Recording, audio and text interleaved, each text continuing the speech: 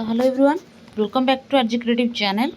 तो फ्रेंड्स, आपनकर Odisha staff selection commission under रे आपनकर सीजीएल आपनकर एग्जाम होबा को जाउथला, जोथि कि आपनकर देखंतु एटा 5 तारिख रे आपनकर नोटिस आउट हिची।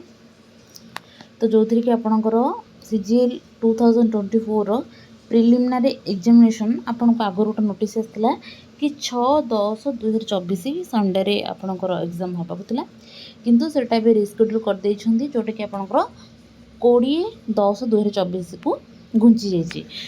तो ये आपंकर से नोटिसटा अच्छी देखो कौन रही ना, pursuant to advertisement number 1249 OSSC date 15/3/2024, addendum number 1292 OSSC dated 15/3/2024 in continuation to notice number 24/11 OSSC date 20/7/2024.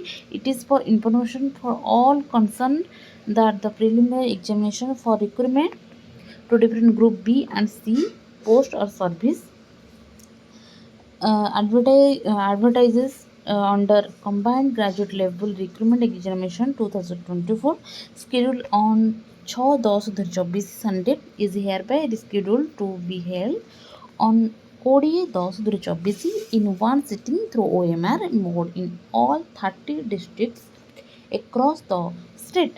The time of the examination will be published in due course. तो आपणकर जोटा 6 तारिख हबार था से 20 तारिख को रिस्केड्यूल हो सारी। तो यहाँ हूँ ऑफिशियल वेबसाइट, आपड़ चाहिए www.ossc.gov.in थ्रू जाकि देखिपारे। तो जो मैंने भी प्रिपेयर होती से किसी दिन टाइम मिलगला, भलसे प्रिपेयर हूँ। जब भिडियोटी भल लगी लाइक करूँ, चैनल नुआ देले सब्सक्राइब करूँ। रोची जय जगन्नाथ।